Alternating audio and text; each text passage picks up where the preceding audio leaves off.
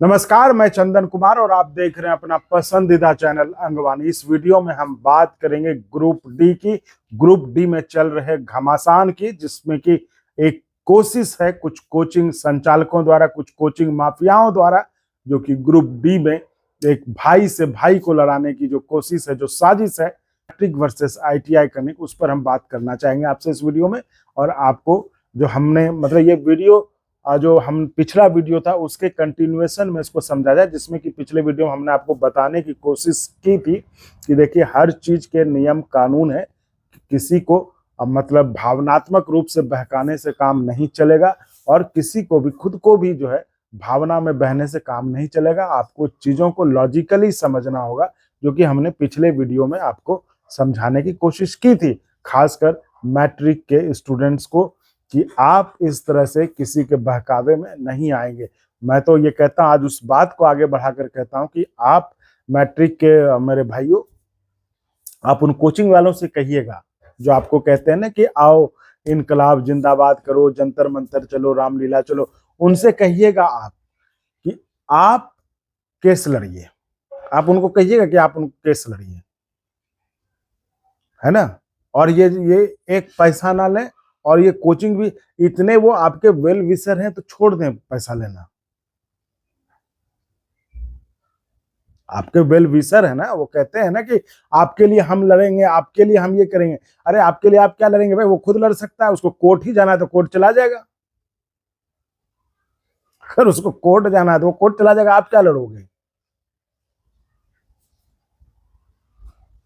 तो साथियों, उस बात से अगर आगे आप देखें तो रेल मंत्री का आपने सदन में स्पीच भी सुना होगा, जिसमें उन्होंने साफ तौर पे कहा कि जो आने वाला जो जनरेशन है, आने वाला जो रेल में जो समय होगा, वो उसमें जो टेक्निकल हैं, जो टेक्नीशियंस हैं, उनकी बड़ी भूमिका होगी। तो देखिए, ये हम आपको ये बता रहे हैं कि आप इस चीज में मत उलझिए। जिसने जो कोर्स किया, जितने जो पढ़ाई की है, उसको तो उसका हक मिलेगा ही मिलेगा, लेकिन आप किसी के बहकावे में आकर आपस में अपना रिश्ता खराब नहीं करें।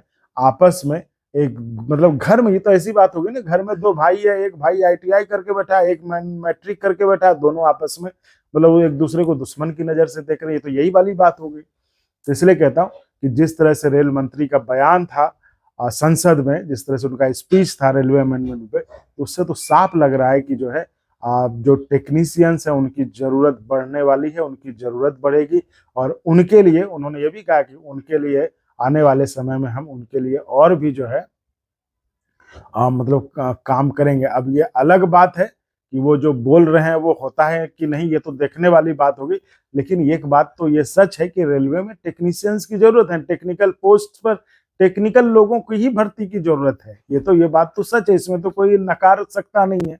और ऐसा नहीं होता तो जैसा कि रेल मंत्री जी ने आपको बताया कि जो है प्रधानमंत्री जी ने गतिशील जो है ना, वो कौन सा गतिशील या उस तरह का एक यूनिवर्सिटी बनाया, जिसमें कि इन टेक्निकल एस्पेक्ट्स पर जो है रिसर्च हो सके, उस पर काम हो सके। तो ये कौन करेंगे, वो टेक्निकल लोग ही करेंगे। तो इसलिए कह रहे हैं साथियों कि आप इसमें जो है इन जो कुछ कोचिंग संचालक हैं, कुछ कोचिंग माफिया हैं, उनका उनका मतलब शिकार ना बने। और रही बात, ये जो एक बात उठाई थी अभिषेक राज जी ने कि इन कोचिंग संचालकों के मिली भगत से ही जो है कोर्स बदला गया है, जो क्वालिफिकेशन था आईटीआई का। तो वो हम भी इसको नहीं छोड़ेंगे आगे, हम भी इस बात को आगे ले जाएंगे और इस बात पर जो देश के बड़े लोग हैं उनसे हम पूछेंगे और इसको हम मुद्दा बनाने को, अगर ऐसा कुछ है तो इसको तुरंत रोका जाए। और जो हित में, जो रेल के हित में है, जो छात्रों के हित में है, जो देश के हित में है, वो किया जाए। तो इसको हम ऊपर आगे तक हम इस मुद्दे को बढ़ाएंगे। इस मुद्दे पर हम बात करेंगे लोगों से, जो जिम्मेदार पद पे हैं, जिम्मेदार लोग हैं, उनसे हम इस मसले पर जरूर बात करेंगे। इसको हम भी नहीं छोड़ेंगे। क्योंकि देखिए, हम आपके नेता की तौर पे बात नहीं कर रहे हैं, हम एक पत्रकार हैं, एक चैनल है जो कि रेलवे के मसले को भी तमाम केंद्रीय कर्मचारी जो है, केंद्र के कर्मचारी हो, राज्य के कर्मचारी हो, उनको तो हम कवर करते हैं। तो उसमें रेलवे भी आता है, तो रेलवे के कर्मचारियों, रेलवे के मुद्दे को भी हम बताते रहे हैं। तो इसलिए हम एक पत्रकार होने के नाते, एक चैनल होने के नाते, इस मसले को भी आज पूरी कोशिश से जो है इसको आगे बढ़ाने की कोशिश करेंगे। और ये जो हकमारी की गई है, क्योंकि कल को ये एक छोटा मुद्दा नहीं, ये बहुत बड़ा मुद्दा है। कल को ये भी हो सकता है कि कल को ये अगर इस तरह से प्रभावित करेंगे कुछ अफसरों की मिली भगत से, अगर ऐसा होने लगा तो कल को कुछ भी हो सकता है। कल कोई भी एग्जाम बढ़ सकता है और किसी भी एग्जाम के क्वालिफिकेशन जो है वो चेंज हो सकते हैं। तो इसलिए ये बहुत जरूरी है कि इस चीज को जो लोग जो जिम्मेदार पदों पर बैठे हैं, जो फैसले लेते हैं, जो हुक्मरान है रेलवे के, उनकी नजरों में इस बात को लाया जाए। क्योंकि ये साफ साफ कहा गया था कि ये चूंकि बिहार के डर से, बिहार में जो हिंसा हुई तो उसके डर से जो है कहा कि नहीं इस बार छोड़ दो, इस बार जाने दो, इस बार इसी तरह रहने देते हैं, आगे देखेंगे क्योंकि इस बार भी चुनाव है।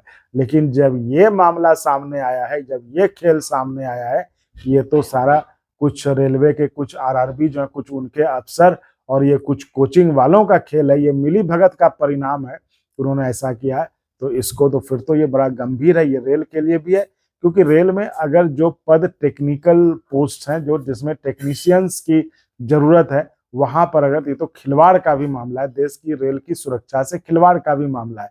तो इसलिए इसके बारे में जो है इस बात को आगे हम उठाएंगे, आगे हम इस पर लोगों से पूछेंगे भी, ताकि ये मुद्दा बन सके, ताकि ये उन लोगों की नजर में आ सके जो जिम्मेदार पदों पर बैठे हैं, जो इस पर फैसले लेते हैं। तो इसलिए साथियों, मैं फिर जो है इसमें आपको यही कहूंगा कि आप जो मैट्रिक के हों, जो ITI, देखिए कोर्ट में केस चल ही रहा है, कोर्ट में जो फैसला होगा सो होगा। लेकिन आप इस बीच कोचिंग संचालकों के भड़कावे में ना आए, आप अपना संबंध अच्छा रखें, आप अपनी तैयारी करते रहें, जिससे ऐसा ना हो कि इन सब में उलझकर जो एग्जाम आपके होने वाले हैं, जहां आपको नौकरी मिलने की संभावना है, वो भी आपसे छूट जाए और वो इनकलाब करवाते रहें और आप नीचे से जिंदाबाद जिंदाबाद करते रहें। तो इसलिए साथियों, इस वीडियो में फिलहाल इतना ही। आप ऐसे ही चैनल को लाइक, शेयर, सब्सक्राइब करते रहें और संभव हो तो ज्वाइन भी करिएगा, जिससे हमें आपके लिए और गुणवत्तापूर्ण कंटेंट के निर्माण में मदद मिले। बहुत बहुत धन्यवाद।